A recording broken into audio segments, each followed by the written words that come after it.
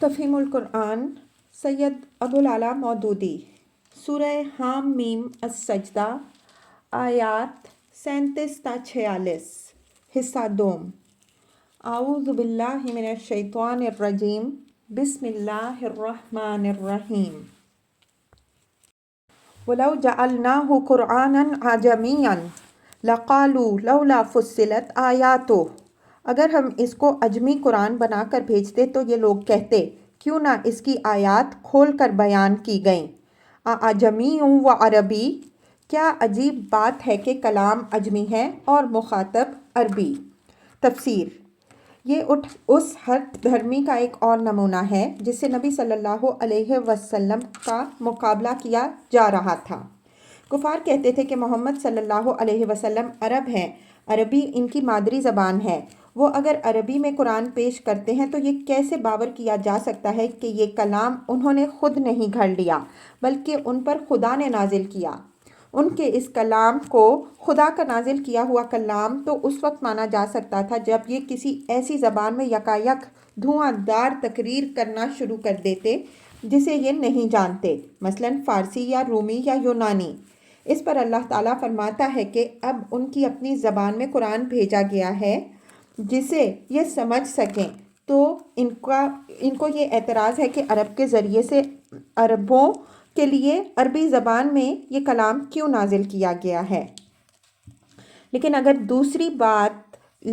دوسری زبان میں یہ بھیجا جاتا تو اس وقت یہی لوگ یہ اعتراض کرتے کہ یہ معاملہ خوب ہے، عرب قوم میں ایک عرب رسول بنا کر بھیجا گیا مگر کلام اس پر ایسی زبان میں نازل کیا گیا جسے نہ رسول سمجھتا ہے نہ قوم۔ قُلْ هُوَ لِلَّذِينَ آمَنُوا هُدًى وَشِفَاءٌ، ان سے کہو کہ یہ قرآن ایمان لانے والوں کے لیے تو ہدایت اور شفا ہے۔ وَالَّذِينَ لَا يُؤْمِنُونَ فِي آذَانِهِمْ وَقْرٌ وَهُوَ عَلَيْهِمْ عَمًى، مگر جو لوگ ایمان نہیں لاتے ان کے لیے یہ کانوں کی ٹاٹ اور آنکھوں کی پٹی ہے۔ أُولَئِكَ يُنَادَوْنَ مِن مَّكَانٍ بَعِيدٍ، ان کا حال تو ایسا ہے جیسے ان کو دور سے پکارا جا رہا ہو۔ تفسیر، دور سے جب کسی کو پکارا جاتا ہے تو اس کے کان میں ایک آواز تو پڑتی ہے مگر اس کی سمجھ میں یہ نہیں آتا کہ کہنے والا کیا کہہ رہا ہے۔ یہ ایسی بے نظیر تشبیہ ہے جس سے ہر دھرم مخالفین کے نفسیات کی پوری تصویر نگاہوں کے سامنے کھنچ جاتی ہے۔ فطری بات ہے کہ جو شخص کسی تعصب میں مبتلا نہیں ہوتا اس سے اگر آپ گفتگو کریں تو وہ اسے سنتا ہے، سمجھنے کی کوشش کرتا ہے اور معقول بات ہوتی ہے تو کھلے دل سے اس کو قبول کر لیتا ہے۔ اس کے برعکس جو شخص آپ کے خلاف نہ صرف تعصب بلکہ عناد اور بغض رکھتا ہو، اس کو آپ اپنی بات سمجھانے کی خواہ کتنی ہی کوشش کریں وہ سرے سے اس کی طرف توجہ ہی نہ کرے گا۔ آپ کی ساری بات سن کر بھی اس کی سمجھ میں کچھ نہ آئے گا کہ آپ اتنی دیر تک کیا کہتے رہے ہیں۔ اب آپ کو بھی یوں محسوس ہوگا کہ جیسے آپ کی آواز اس کے کان کے پردوں سے اچٹ کر باہر گزرتی رہی ہے، دل و دماغ تک پہنچنے کا کوئی راستہ نہیں پا سکی۔ وَلَقَدْ آتَيْنَا مُوسَى الْكِتَابَ فَاخْتُلِفَ فِيهِ، اس سے پہلے ہم نے موسیٰ علیہ السلام کو کتاب دی تھی اور اس معاملے میں بھی یہی اختلاف ہوا۔ تفسیر، یعنی کچھ لوگوں نے اسے مانا تھا اور کچھ مخالفت پر تل گئے تھے۔ وَلَوْلَا كَلِمَةٌ سَبَقَتْ مِن رَّبِّكَ لَقُضِيَ بَيْنَهُمْ، اگر تیرے رب نے پہلے ہی سے ایک بات طے نہ کر دی ہوتی تو ان اختلاف کرنے والوں کے درمیان فیصلہ چکا دیا جاتا۔ تفسیر، اس ارشاد کے دو مفہوم ہیں۔ ایک یہ کہ اگر اللہ تعالیٰ نے پہلے ہی یہ نہ طے کر دیا ہوتا کہ لوگوں کو سوچنے سمجھنے کے لیے کافی مہلت دے دی جائے گی تو اس طرح کی مخالفت کرنے والوں کا خاتمہ کر دیا جاتا۔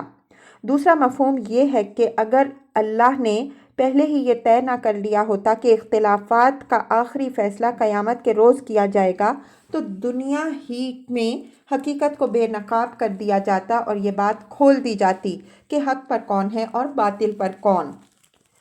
وَإِنَّهُمْ لَفِي شَكٍّ مِّنْهُ مُرِيبٍ، اور حقیقت یہ ہے کہ یہ لوگ اس کی طرف سے سخت اضطراب انگیز شک میں پڑے ہوئے ہیں۔ تفسیر: اس مختصر سے فقرے میں کفار مکہ کے مرض کی پوری تشخیص کر دی گئی ہے۔ اس میں بتایا گیا ہے کہ وہ قرآن اور محمد صلی اللہ علیہ وسلم کی طرف سے سخت شک میں پڑے ہوئے ہیں، اور اس شک نے ان کو سخت خلجان اور اضطراب میں مبتلا کر رکھا ہے۔ اس کا مطلب یہ ہے کہ بظاہر تو وہ بڑے زور و شور سے قرآن کے کلام الہی ہونے اور محمد صلی اللہ علیہ وسلم کے رسول ہونے کا انکار کرتے ہیں، لیکن در حقیقت ان کا یہ انکار کسی یقین کی بنیاد پر نہیں ہے، بلکہ ان کے دلوں میں شدید تذبذب برپا ہے۔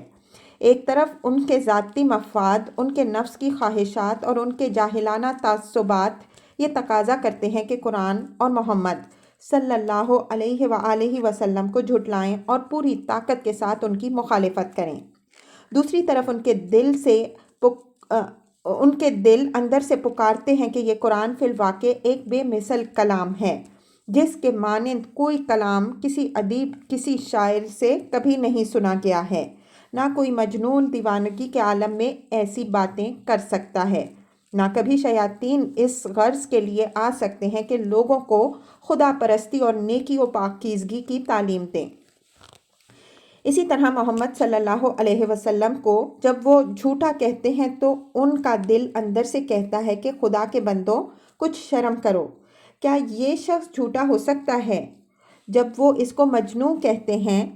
تو ان کا دل اندر سے خود پکارتا ہے کہ ظالموں، کیا واقعی تم اس شخص کو دیوانہ سمجھتے ہو؟ جب وہ ان پر یہ الزام رکھتے ہیں کہ محمد صلی اللہ علیہ وآلہ وسلم یہ سب کچھ حق کی خاطر نہیں بلکہ اپنی بڑائی کے لیے کر رہے ہیں، تو ان کا دل اندر سے ملامت کرتا ہے کہ لعنت ہے تم پر، اس نیک نفس انسان کو بندہ غرض کہتے ہو، جسے کبھی تم نے دولت اور اقتدار اور نام و نمود کے لیے دوڑ دھوپ کرتے نہیں دیکھا ہے، جس کی ساری زندگی مفاد پرستی کے ہر شائبے سے پاک رہی ہے، جس نے ہمیشہ نیکی اور بھلائی کے لیے کام کیا ہے، مگر کبھی اپنی کسی نفسانی غرض کے لیے کوئی بیجا کام نہیں کیا ہے۔ من عمل صالحا فلنفسہ، جو کوئی نیک عمل کرے گا اپنے ہی لیے اچھا کرے گا، ومن اساء فعلیہا، اور جو بدی کرے گا اس کا وبال اسی پر ہوگا، وما ربک بظلام للعبید، اور تیرا رب اپنے بندوں کے حق میں ظالم نہیں ہے۔ تفسیر: تیرا رب کبھی یہ ظلم نہیں کر سکتا کہ نیک انسان کی نیکی ضائع کر دے اور بدی کرنے والوں کو ان کی بدی کا بدلہ نہ دے۔